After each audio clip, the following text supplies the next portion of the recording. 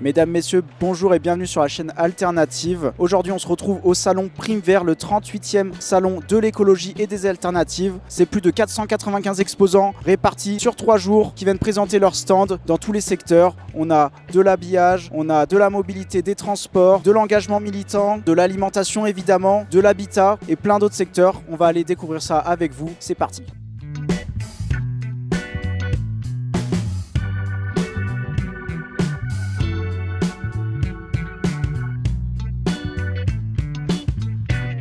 On se retrouve du coup pour le premier stand de la journée, l'atelier soudé. Je suis maintenant en compagnie de Damien. Damien qui est salarié de l'association l'atelier soudé et qui est venu avec ses amis sur leur magnifique stand. Damien, est-ce que tu peux me présenter du coup quel est le concept de l'atelier soudé s'il te plaît? Du coup, l'atelier soudé c'est une asso de loi de 1901 et du coup elle a pour vocation la réduction des déchets électroniques principalement, mais pas que.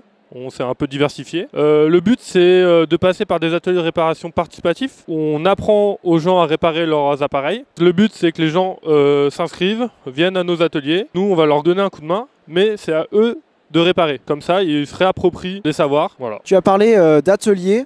Vous avez donc un atelier sur la région lyonnaise? On est dans le 7e, du coup. On est vers Jean Jaurès, juste à côté. Un lieu qui s'appelle Le Croiseur, un lieu avec d'autres associations. C'est notre QG.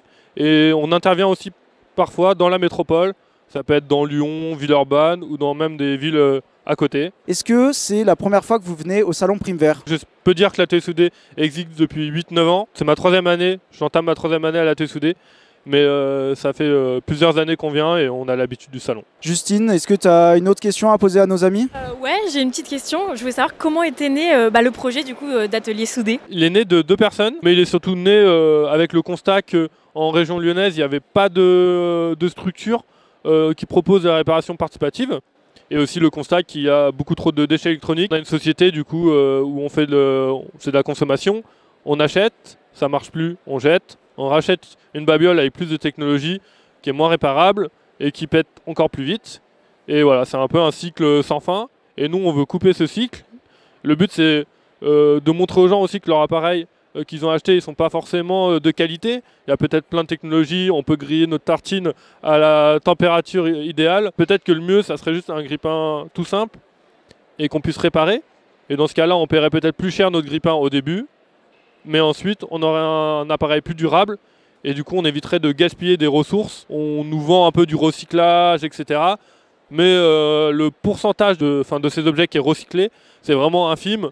Surtout que la plupart du temps, il y a un agglomérat de plein de composants. C'est impossible de tout recycler. Il y a une petite partie qui est réutilisée, mais la plupart, ça finit brûlé dans des déchetteries ou alors dans les pays moins développés qui nous servent un peu de poubelle. Souvent l'électronique c'est un peu complexe et difficile à recycler.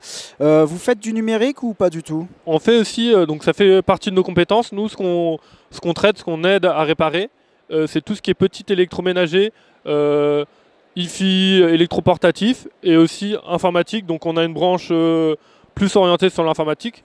Ça s'appelle Linux et Populus. C'est un projet qui, lui, pour une fois, on fait de la quantité, c'est-à-dire que là, on va récupérer des ordinateurs, les reconditionner avec des bénévoles. Donc comme ça, en même temps, on apprend aux gens, à des personnes, à reconditionner. Et ensuite, on essaie de les réinjecter à qui en a besoin, à des prix solidaires.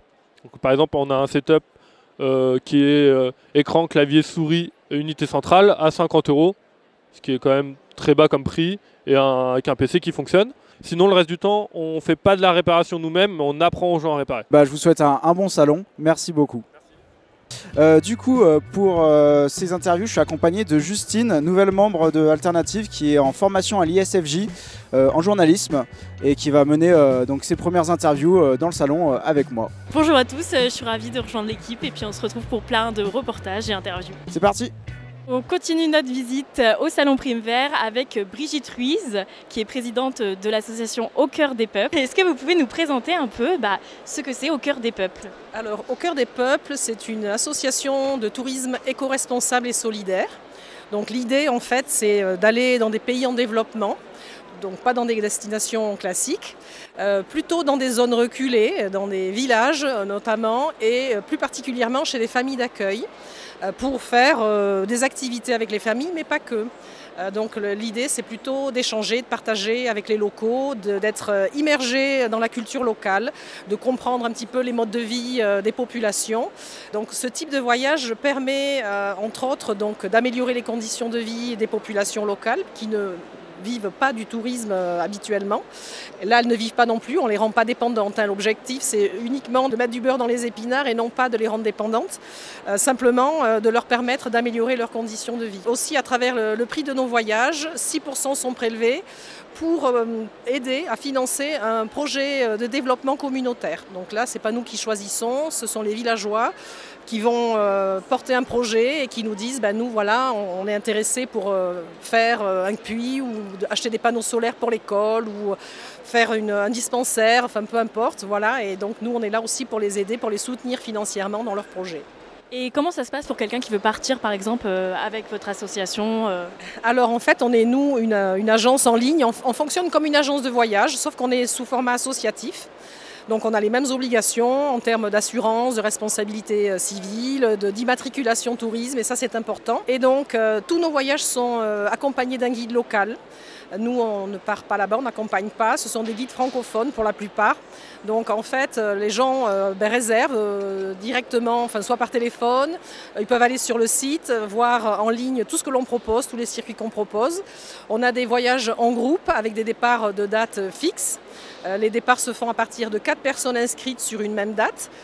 Jusqu'à 8 personnes, ce sont des petits groupes pour ne pas perturber aussi la vie des villages, l'immersion dans les villages. Et aussi on a des départs individuels, ça veut dire que si les gens veulent partir à 2, c'est possible, toujours dans le même cadre avec un accompagnateur, un guide accompagnateur. Alors là, et aussi on fait du sur-mesure, donc les individuels c'est de 2 personnes jusqu'à 8, si les groupes sont constitués, si c'est une famille qui veut partir juste entre elles ou un groupe d'amis, enfin, c'est tout à fait possible, aux dates de leur choix.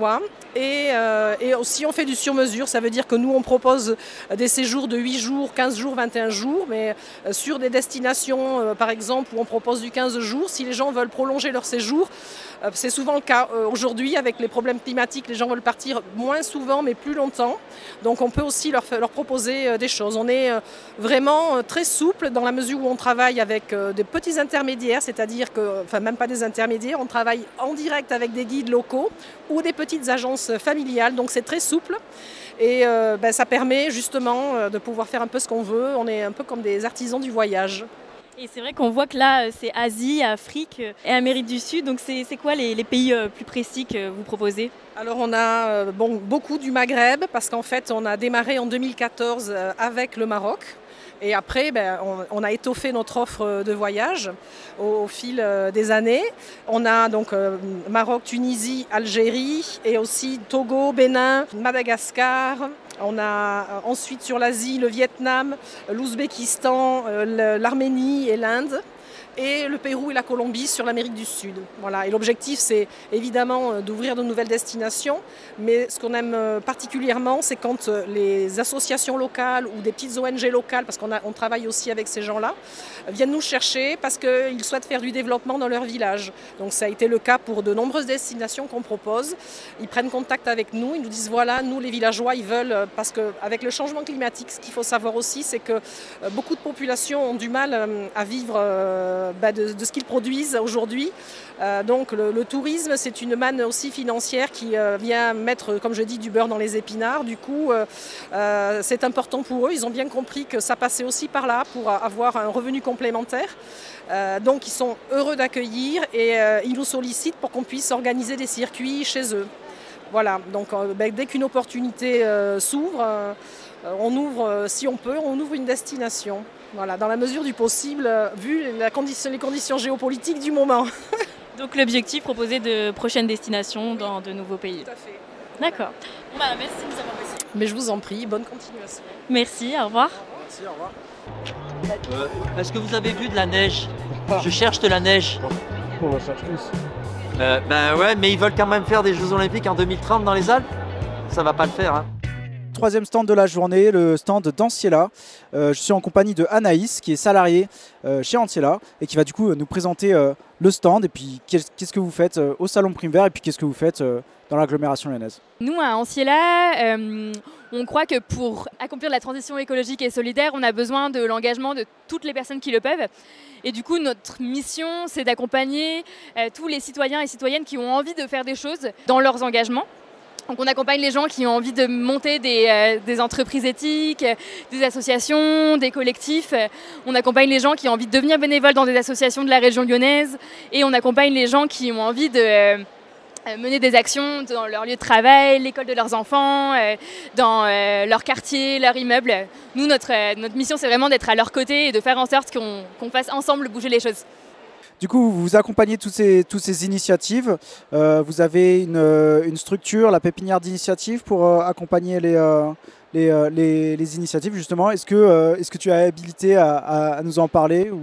Elle existe depuis 10 ans maintenant. Elle a permis d'accompagner à peu près 800 initiatives, des épiceries sociales et solidaires, des lieux d'accueil par enfants, la bergerie urbaine, enfin tout un tas d'initiatives qui sont très variées. L'idée, c'est de proposer un accompagnement qui soit gratuit et sans sélection pour toutes les personnes qui ont envie de porter des initiatives qui vont dans le sens de la transition. Je vois sur votre stand aussi le magazine Agir à Lyon. Il est édité du coup par Anciela. Qu'est-ce qu'on peut trouver dans ce magazine? Est-ce que tu peux nous en faire une petite promo? L'idée du magazine Agir à Lyon, c'est de montrer que le mouvement de la transition écologique et solidaire, il est vivant, il fourmille et qu'il y a des tas de choses qui existent déjà et dans lesquelles on peut s'engager. Ce qu'on va trouver à l'intérieur, c'est des initiatives qui se lancent, des nouvelles actions d'associations, des événements auxquels on peut participer si on a envie de se lancer, des petites annonces de bénévolat. On va trouver un gros dossier central sur un sujet de la transition ramené à l'échelle de la région lyonnaise avec les personnes qui agissent sur ce sujet-là et comment est-ce que, en tant que citoyenne ou citoyen, on peut aussi agir. Donc c'est un magazine mensuel qui fait 52 pages et chaque mois on arrive à trouver suffisamment d'initiatives pour remplir 52 pages. Donc c'est quelque chose qui est quand même un beau témoignage de la vitalité du mouvement de la transition sur la région lyonnaise. En effet, ouais, c'est magnifique. Genre, j'ai pas les mots, j'ai plus les mots. Mais merci beaucoup. Et puis merci à Anciela parce que du coup vous êtes un peu moteur de toutes ces initiatives qui veulent se lancer, qui ont besoin de guides. Et donc si j'ai bien compris, c'est vraiment votre rôle. Et c'est super chouette. Merci beaucoup. Et puis bon salon. Et puis à une prochaine fois.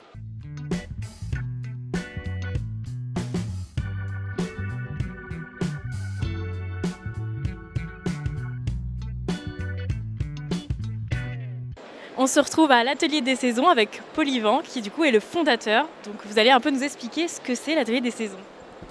Alors l'Atelier des Saisons, c'est une entreprise qui a vocation à créer des jardins pédagogiques dans les écoles, les collèges, les entreprises, les quartiers. Voilà, on est spécialisé dans l'animation des jardins. Donc on installe les jardins, on fait beaucoup de jardins comestibles, potagers, voilà, haies fruitières, mais aussi des jardins utiles à la biodiversité. Voilà, donc on met des mares, des haies, des plantes locales. Voilà. Une fois qu'on a installé ces jardins, on aime beaucoup animer plein d'ateliers autour du jardin.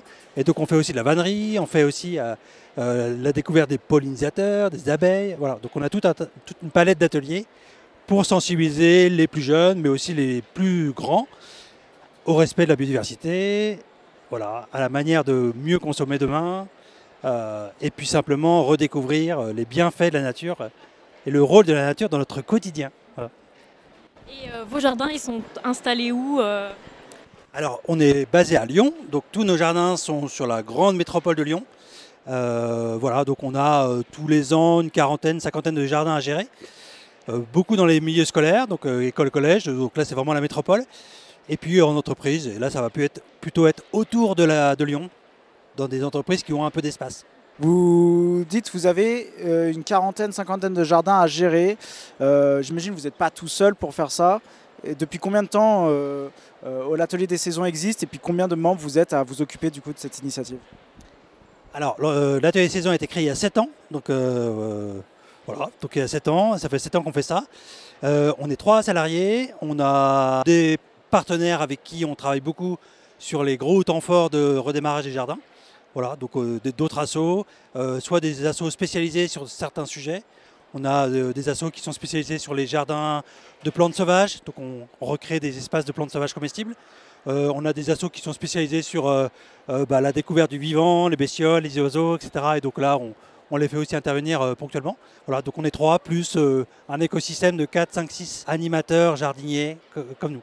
Une autre question pour Polyvan? Je vois que vous avez quand même des jardins à thème. Il y a marqué derrière vous jardin du Moyen-Âge. Et ça consiste en quoi? On a pas mal de collèges où l'idée c'est de créer un jardin dans le collège. Alors souvent on fait du potager, mais souvent il y a des attentes pour utiliser le jardin comme un support pédagogique. Et donc on a des thèmes comme le Moyen-Âge, comme le jardin médicinal, etc. Où on donne aux élèves la responsabilité de une ou deux plantes. Et donc ils adoptent une petite plante. Et donc l'idée c'est de travailler sur une palette végétale assez large. Et puis d'avoir des familles de plantes qu'on utilisait beaucoup au Moyen-Âge, donc les plantes médicaments, les plantes utiles à nos vêtements, à fabriquer des choses, voilà. Des plantes pour la vannerie, des plantes pour le textile, des plantes pour les couleurs, la peinture et tout. Voilà. Et donc du coup, grâce à ça, on reproduit un peu ce qu'on faisait au Moyen-Âge.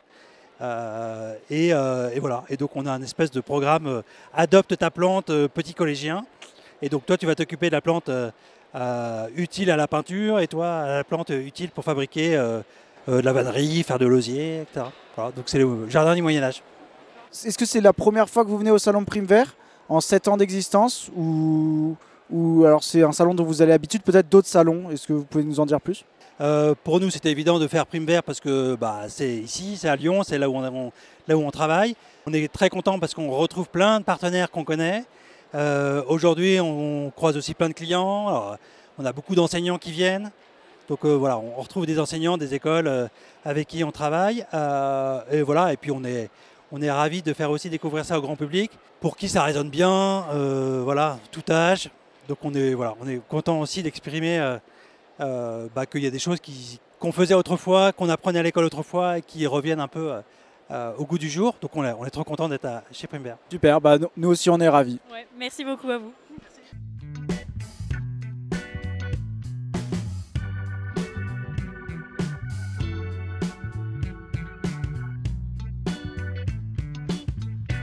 Nouveau stand, on est devant le stand de l'association Les Passages avec Christophe qui va nous présenter du coup ce que c'est l'association Les Passages et qu'est-ce qu'ils font au Salon Prime Vert. Voilà, l'association Les Passages a pour but d'aider et d'encadrer les gens qui ont la volonté de s'installer dans un habitat groupé ou habitat participatif. Ces gens qui n'ont pas forcément tous les tenants et les aboutissants, qui peuvent être très engageants en termes de choix de vie, parce qu'on ne passe pas simplement d'un choix de vie individuel à un choix de vie collectif sans des outils qui sont d'ordre juridique, financier, psychologique, et donc ça mérite une certaine préparation. Après, l'association peut aussi aider à trouver des lieux qui se prêtent à l'installation collective. Et puis ensuite, il y a une sorte de service après-vente en quelque sorte pour compléter les formations au fur et à mesure in situ sur le lieu aussi éventuellement. D'accord, donc si je comprends bien, les gens qui souhaitent vivre autrement mais qui n'ont pas forcément tous les tenants et les aboutissants, ils ont besoin d'être accompagnés, vous êtes là pour les accompagner dans les démarches et dans même le choix d'un lieu. Et qu'est-ce que ça implique de vivre dans un écolieu? Oui, un écolieu, oui, c'est ça, un écolieu. Et donc ça suppose, il y a différents types de statuts juridiques qui existent, mais l'association Les Passages n'intervient que s'il y a une orientation vers un habitat participatif avec un statut juridique qui prône la gouvernance horizontale. Ça exclut la SCI par exemple qui est souvent choisie parce que ça reste de la propriété individuelle. Il y a un statut qui est plus approprié qui est le statut de SAS coopérative.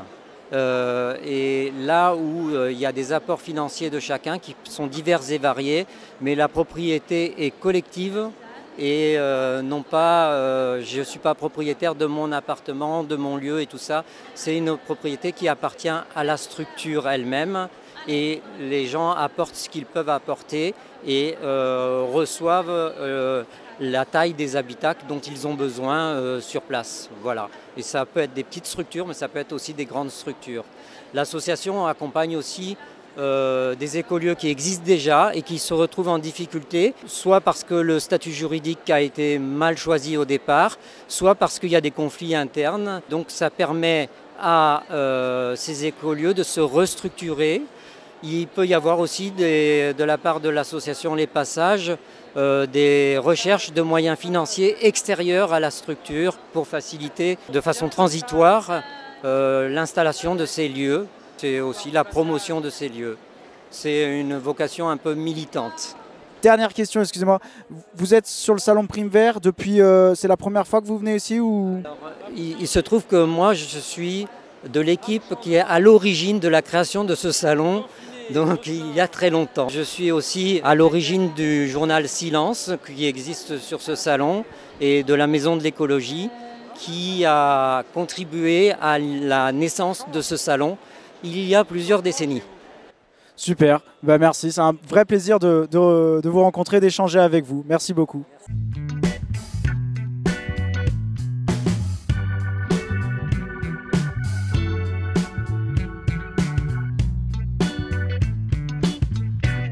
Donc là, on se retrouve sur le stand Ecocote avec Ninon qui est fondatrice, qui va nous expliquer un peu ce que c'est Ecocote. Ecocote, l'idée c'est d'utiliser le pouvoir super isolant de la laine pour tenir les aliments au chaud ou au froid, et des fois tellement au chaud qu'on arrive à finir la cuisson en fait. Donc l'idée c'est que je travaille avec des éleveurs dans la région autour de Lyon, on récupère leur laine, on la fait laver, et soit on la feutre pour faire des sacs, des glacières ou des pochettes isothermes, soit on la met dans des marmites norvégiennes qui permettent de terminer la cuisson. L'idée est super simple, c'est vous lancez une cuisson jusqu'à l'ébullition et quand ça bout, on arrête, on emmitoufle à l'intérieur de mes grands sacs et là j'arrive à rester à plus de 80 degrés 6 à 8 heures, donc je finis de cuire à l'étouffer à l'intérieur de mes sacs, des économies d'énergie et une cuisson super saine. Comment c'est né cette idée du coup de faire ces sacs isothermes? J'ai découvert ça en fait en voyageant en Afrique.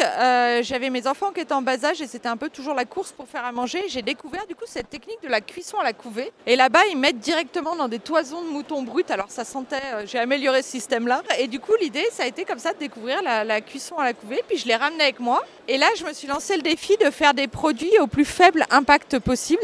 Donc je suis sur du lin français qui pousse en Normandie, qui est filé et tissé en Alsace. Et donc de la laine locale. Mes produits ils sont le plus durable possible, réparables et entièrement en open source. Parce que la low-tech c'est aussi permettre l'accessibilité pour les gens qui n'ont pas forcément les moyens du 100% Made in France. C'est la première fois qu'Ecocote est présent sur le salon? Alors Ecocote, ça fait 4 ans que je viens maintenant aujourd'hui et c'est toujours un vrai plaisir. Aujourd'hui, je fais plus que les salons vraiment militants, vraiment engagés et forcément Primevert en fait partie. Vous avez une boutique à Lyon dans laquelle vous vendez vos produits ou c'est uniquement en salon? On peut venir me voir en m'appelant avant parce que je ne suis pas toujours à l'atelier où on peut trouver mes produits et sinon c'est sur mon site internet. Et soit j'expédie alors en France uniquement, j'envoie pas ça à l'autre bout de la planète et sinon on vient récupérer à l'atelier. Merci beaucoup. Au revoir et puis bon salon. Merci. Le salon Primevert, c'est également une immense partie dédiée à l'alimentation. Il y a beaucoup de stands, comme on peut voir autour de moi, sur l'alimentation bio, locale, durable et aussi la cantine végétale, avec même des formations qui sont proposées sur certains stands. Il y a également un grand espace de restauration où les gens peuvent s'asseoir et se restaurer en famille. On se retrouve devant le stand d'Ecologica. Je suis en compagnie de Floyd Novak, qui est professeur d'écologie politique, fondateur du coup de l'école Ecologica, élu à Villeurbanne et professeur notamment à Sciences Po et à l'école 3A à Lyon. Est-ce que Floyd, tu peux nous présenter du coup Ecologica, ce que c'est, en quoi ça consiste, depuis combien de temps ça existe et quel est ton rôle au sein d'Ecologica? Tout à fait. Eh ben, Ecologica, c'est une école d'enseignement supérieur qui fait le constat que l'enseignement supérieur a des difficultés à bouger, à évoluer au regard des enjeux et de l'urgence à la fois climatique et écologique et sociale bien entendu. Soit ça bouge pas dans le bon sens. Et donc on a besoin d'un outil de formation qui soit dédié à un changement de modèle de société. On a aussi besoin d'un outil de formation qui permette aux partenaires, enfin aux employeurs en l'occurrence, qui inventent ce nouveau modèle de société, que ce soit des entreprises de l'économie sociale et solidaire, des associations, des ONG, des collectivités, d'avoir du coup des professionnels qui sont formés à ce nouveau modèle. Ça concerne la vision, ça concerne les savoirs constitués, ça concerne les compétences. Et aujourd'hui, il y a 72%, il y a une stat qui est sortie récemment, Ipsos, 72% de ces structures-là qui ont une difficulté à recruter. Non pas parce qu'il n'y a pas de candidats, mais parce qu'il n'y a pas de candidats qui ont le bon profil au regard des enjeux que j'ai évoqués précédemment. Voilà, concrètement, après Ecologica, c'est une école qui a une gouvernance partagée, aussi pour plus de cohérence et pour montrer finalement qu'un changement modèle est aussi possible et passe par la gouvernance, passe par les questions démocratiques. Donc les enseignants, les partenaires, les étudiants et les salariés prennent les décisions ensemble dans différentes instances de gouvernance à parts égales. Et puis par ailleurs, c'est une école surtout qui va former des professionnels à la fois à accompagner, à transformer, à transmettre finalement le changement et le nouveau modèle de société à travers des questions démocratiques et donc des dispositifs de participation citoyenne, à travers les médias, à travers le plaidoyer, à travers la formation et l'animation dans la société civile. Également former des experts thématiques sur les déchets, sur l'énergie, sur la mobilité durable, etc. pour aller transformer les politiques publiques actuelles qu'on va retrouver dans les collectivités, mais aussi un jour peut-être à la tête de l'État. Et puis par ailleurs, former des cadres aussi de l'économie sociale et solidaire, des coordos, des managers, des directeurs qui vont aller rejoindre finalement ces entreprises, être des fonctions support essentielles pour le développement et la structuration de celles-ci, que ce soit du côté de Télécoop, que ce soit du côté de Railcoop, que ce soit du côté des alchimistes, tout un tas d'entreprises qui n'existaient pas il y a 10-15 ans et qui aujourd'hui ont plusieurs salariés, plusieurs dizaines, voire parfois plusieurs centaines. Ecologica, ça existe donc du coup depuis combien d'années? Combien, tu parlais de gouvernance partagée, vous êtes combien d'enseignants et de partenaires au sein de ce mouvement? Ouais. Alors c'est la première année de l'école, c'est-à-dire qu'on a ouvert cette année, il y a 13 étudiants cette année, il y en aura une cinquantaine en septembre prochain. Il y a 36 enseignants répartis sur du coup 6 années d'enseignement, puisqu'il y a un bac plus 3, il y a un bac plus 5, mais il y a aussi un autre bac plus 5 et un master en 1 an. Donc finalement il y a 6 années de formation. Et puis on a un peu plus d'une soixantaine de partenaires aujourd'hui qui sont en lien avec Ecologica et dont un certain nombre sont inscrits dans la gouvernance, puisqu'il y a un certain nombre de places réservées à chacun des collèges. Un collège, ça correspond à un profil enseignant, étudiant, salarié et bien sûr partenaire employeur. Vous êtes situé à Lyon? On est à Villeurbanne, gare de Villeurbanne. Et les inscriptions du coup pour Ecologica sont disponibles en ligne pour pouvoir s'inscrire? Oui, tout à fait. Depuis fin novembre, il est possible de candidater. On candidate directement sur le site internet. Il y a un dossier à déposer avec documents de motivation, dernier diplôme obtenu. Il y a également un questionnaire à remplir sur l'engagement et sur les inspirations. Nous, on va vraiment chercher des profils qui ont un petit peu envie de changer le monde. Je pense que c'est assez clair dans mon propos. Et ça va vraiment se retrouver. Le dossier va être analysé par un jury qui va prévalider ou non la candidature. Ensuite, il y a un entretien qui va rencontrer la candidate. Et enfin, il va y avoir un jury qui va définitivement admettre ou non la candidate. D'accord. 18 élèves, il me semble, cette année et une cinquantaine prévue pour l'année prochaine? 13 cette année et une 50 prévue l'année prochaine. J'ai vu un peu gros, ok. Et ben, c'est toute la réussite que je souhaite à Ecologica. Le salon Prime Vert, du coup, c'est la première année que vous le faites? Non, deuxième année. Deuxième année déjà? Ouais, okay. On était là l'an dernier, avant l'ouverture. Ouais. Et ça se passe bien jusqu'à présent? Oui, tout à fait. Ouais, Prime Vert, c'est aussi une occasion de rencontrer, de fédérer, de créer des passerelles et de faire sens au niveau de ce réseau qui cherche justement à changer de modèle. C'est dans ce genre d'occasion qu'on peut aussi construire ensemble. Super, merci beaucoup Floyd. Au plaisir de voir ce que porte le projet Ecologica, de le voir fleurir. À une prochaine interview. Merci beaucoup. À bientôt.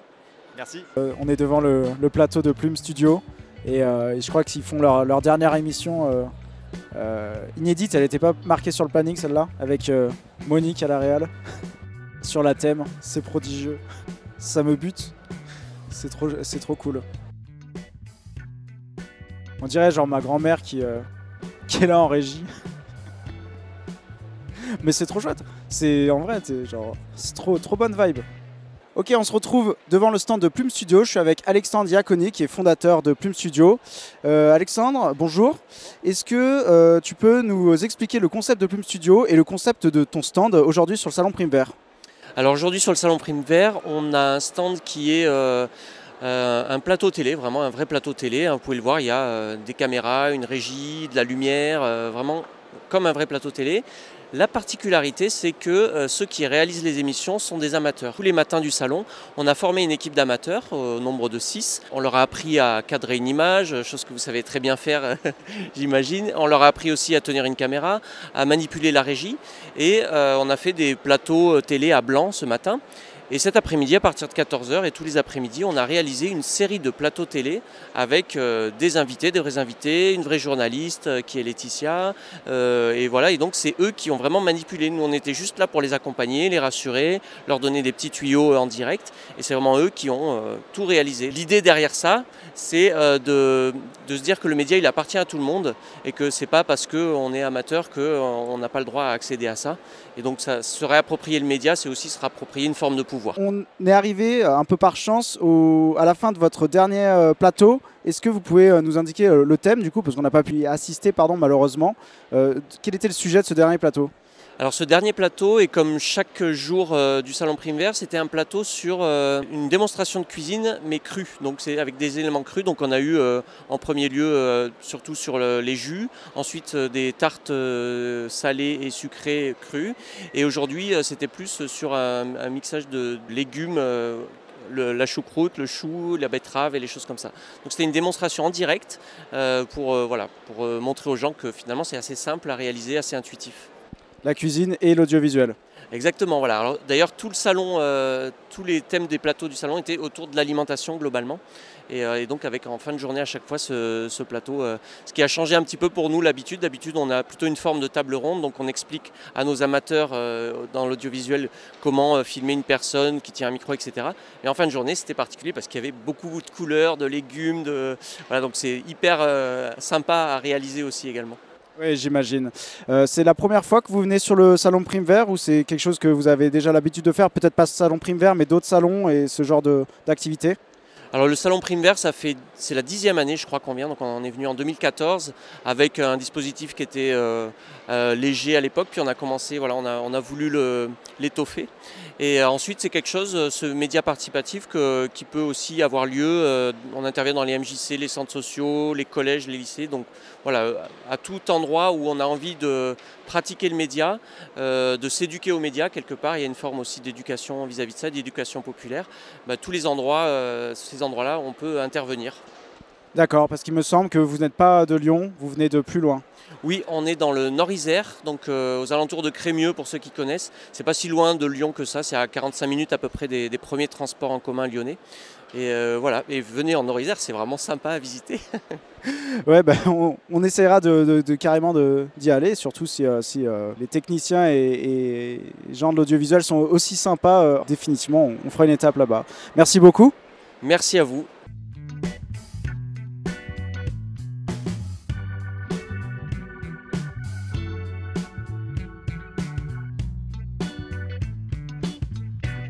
Alors on se retrouve sur le stand de The Greener Good avec Aurélie, du coup qui est coordinatrice de l'association. Est-ce que tu peux me parler un peu plus de l'association? Bien sûr. Alors The Greener Good, c'est une association lyonnaise qui a été créée en 2016 avec pour objectif d'accompagner les citoyens à aller vers des modes de vie et de consommation plus durables, plus éco-responsables. Donc on a plusieurs axes d'action pour les accompagner vers cet objectif-là. Le premier, c'est déjà de les informer sur les enjeux écologiques. Ça, c'est le premier axe. Le deuxième, ça va être l'accompagnement grâce à des outils de sensibilisation.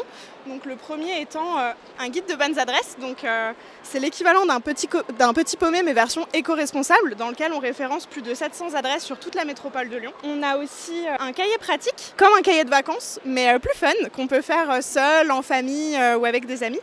Et il y a plein de défis, de conseils, d'actions à mettre en place dans son quotidien pour aller vers une consommation plus responsable. Et le dernier outil, c'est un petit jeu de cartes, le Consomètre, qu'on a développé sur 3 thèmes. Donc on a la consommation d'eau, la production de déchets et les émissions de gaz à effet de serre. Grâce à ce jeu, on va pouvoir comparer la quantité d'eau utilisée pour une douche par rapport à la quantité d'eau utilisée pour un bain, pour la fabrication d'un t-shirt en coton ou encore la fabrication d'un kilo de viande de bœuf. Voilà pour les outils de sensibilisation dont on dispose.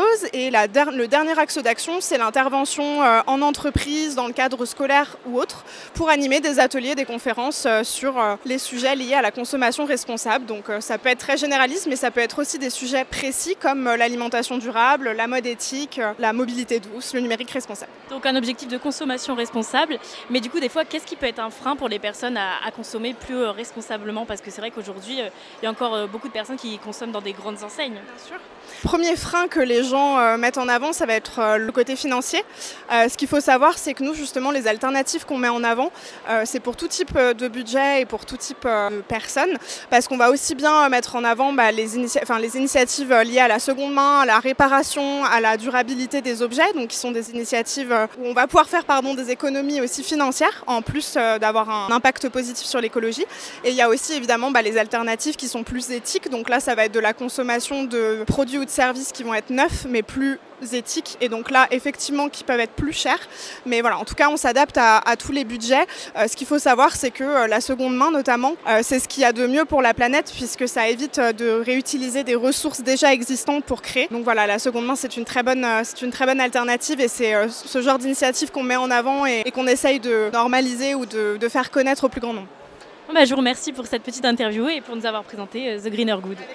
C'est déjà la fin de cette 38e édition du Salon Prime Vert, le salon de l'écologie et des alternatives. C'était pour notre part une expérience incroyable. On a découvert plein d'exposants formidables, des super interviews. N'hésitez pas non plus à venir l'année prochaine en présentiel découvrir avec nous le salon. C'était vraiment super. Merci beaucoup Justine d'avoir participé et puis d'avoir conduit les interviews avec moi. C'était vraiment une bonne expérience. Merci Elliot, merci à toute l'équipe, c'est un plaisir partagé. Et n'hésitez pas à nous suivre sur nos réseaux sociaux pour plus de contenu.